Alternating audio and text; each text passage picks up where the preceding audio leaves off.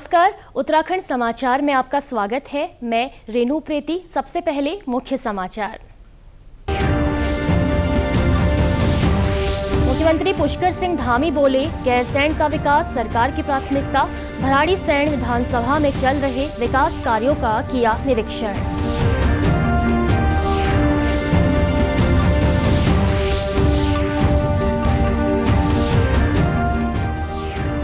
ऐतिहासिक गौचर मेला आज से शुरू। मुख्यमंत्री पुष्कर सिंह धामी लेंगे मेले में भाग। स्थानीय उत्पादों को प्रोत्साहन देने पर जोर।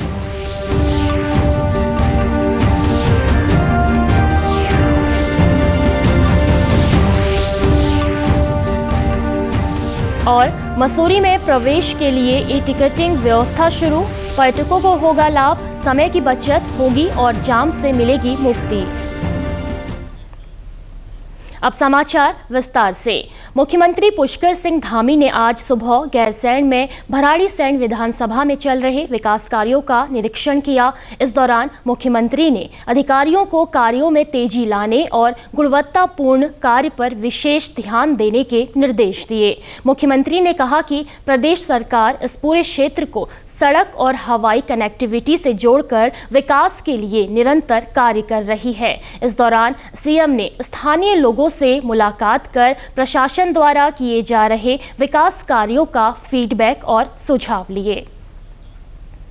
ऐतिहासिक राजकीय औद्योगिक विकास एवं सांस्कृतिक गौचर मेले की शुरुआत हो गई है। मेला भूमियाल रावल देवता की पूजा अर्चना के बाद शुरू हुआ। इस मौके पर स्कूली बच्चों ने झांकी और परेड निकाली। परेड की सलामी जिलाधिकारी डॉक्टर संदीप तिवारी ने ली। मेलाध्यक्ष जिलाधिकारी चमोली डॉक्टर संदीप तिवारी ने बताया, मेले का पौराणिक महत्व है। मेले में इस बार 400 दुकानें लगाई गई हैं।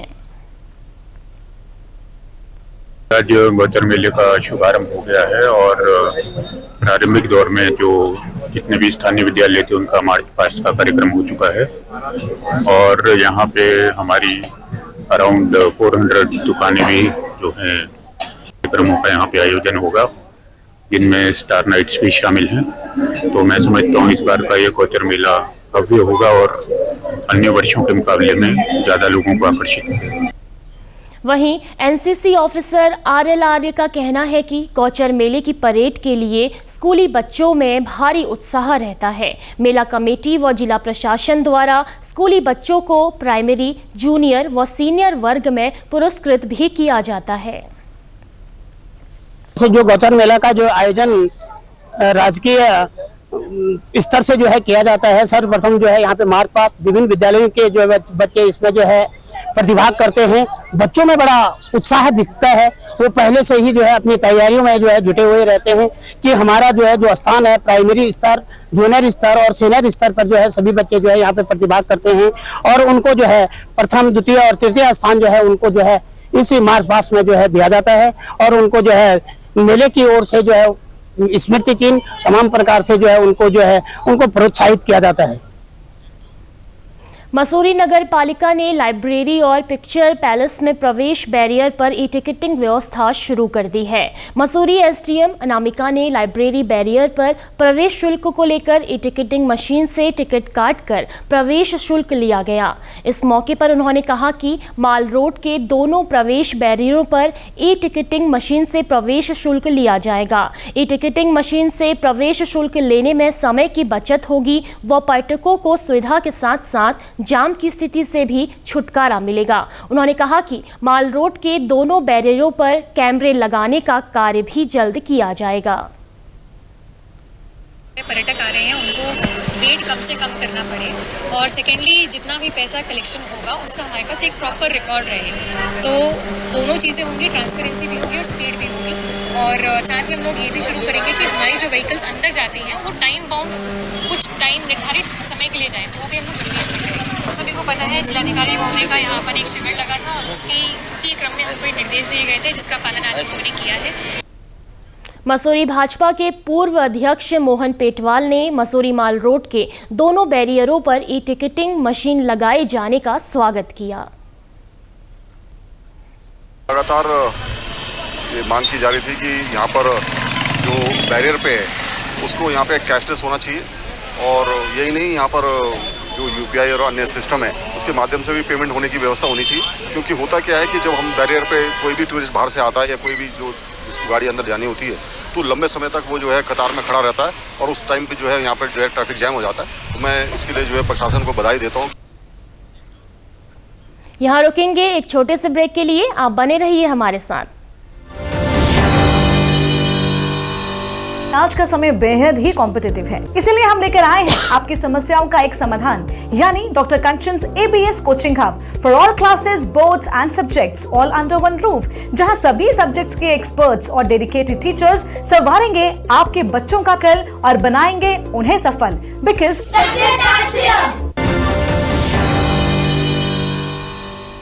ब्रेक के बाद एक बार फिर आपका स्वागत है। देश भर में आज बाल दिवस धूमधाम से मनाया जा रहा है। इस मौके पर प्रदेश भर में भी विभिन्न स्थानों पर बाल दिवस का आयोजन किया जा रहा है। राज्यपाल गुरमीत सिंह ने प्रदेशवासियों को बाल दिवस की बधाई दी है। उन्होंने भारत के पहले प्रधानमंत्री पंडित जवाहरलाल नेहरू का भावपूर्ण स्मरण करते हुए अपनी श्रद्धांजलि अर्पित की है। अपने संदेश में राज्यपाल ने कहा कि बच्चों के अधिकारों की सुरक्षा और उन्हें बेहतर शिक्षा तथा स्वास्थ्य सेवाएं प्रदान करना हमारा नैतिक दायित्व है। उन्होंने कहा कि बच्चों का सही विकास ही एक मजबूत और समृद्ध समाज की नींव रखता है। राज्यपाल ने समाज के सभी लोगों से आग्रह किया कि वे वंचित वर्गों के बच्चों को भी आगे बढ़ने के अवसर देने में सहयोग करें। वहीं मुख्यमंत्री पुष्कर सिंह धामी ने प्रदेशवासियों को बाल दिवस की शुभकामनाएं दी हैं। मुख्यमंत्री ने देश के प्रथम प्रधानमंत्री स्वर्गीय जवाहरलाल नेहरू को श्रद्धांजलि अर्पित करते हुए कहा कि बच्चे देश का भविष्य हैं और देश के बेहतर भविष्य के लिए बच्चों को अच्छी शिक्षा और संस्कार देना हम सबकी जिम्मेदारी है। मुख्यमंत्री ने कहा कि राज्य सरकार बच्चों की शिक्षा और स्वास्थ्य की दिशा में प्रतिबद्धता के साथ काम कर रही है। हमारा प्रयास है कि हर बच्चे की नींव मजबूत हो और वह पढ़ लिख कर देश का जिम्मेदार नागरिक बने। प्रदेश में इस बार निकाय चुनाव की तरह त्रिस्तरीय पंचायत चुनाव भी देरी से हो सकते हैं। त्रिस्तरीय पंचायतों का कार्यकाल 1 दिसंबर को खत्म हो रहा है, जबकि पंचायतों में वोटर लिस्ट निरीक्षण का कार्य 13 जनवरी तक पूरा होगा।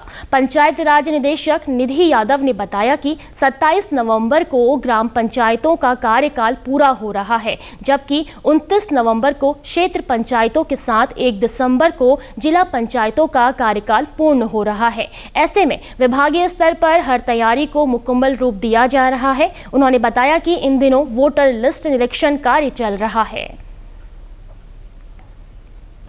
देखिए, पंचायती राज विभाग की अगर बात करें तो हमारा जो ग्राम पंचायत का कार्यकाल है वो 27 नवंबर 2024 को खत्म हो जाएगा। क्षेत्र पंचायत का कार्यकाल हमारा 29 नवंबर 2024 को खत्म हो जाएगा और 1 दिसंबर 2024 को हमारा जिला पंचायत का कार्यकाल खत्म होगा। और अब तक अगर सरकार की तैयारियों की बात करें, पंचायती राज निदेशालय की तैयारियों की बात करें तो अभी हमारा परिसीमन हो चुका है, जो माह सितंबर में 9 सितंबर से शुरू हुआ था और 27 सितंबर तक चला था।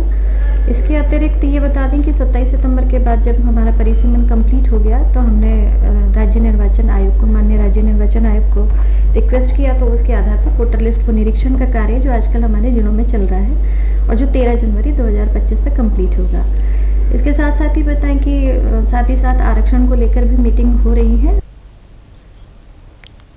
केदारनाथ विधानसभा उपचुनाव 2024 को निष्पक्ष, स्वतंत्र और सुव्यवस्थित ढंग से संपादित कराने के लिए तैनात किए गए जोनल और सेक्टर मजिस्ट्रेटों के साथ भारत निर्वाचन आयोग द्वारा नियुक्त प्रेक्षकों ने निर्वाचन की व्यवस्थाएं और तैयारियां की जानकारी ली।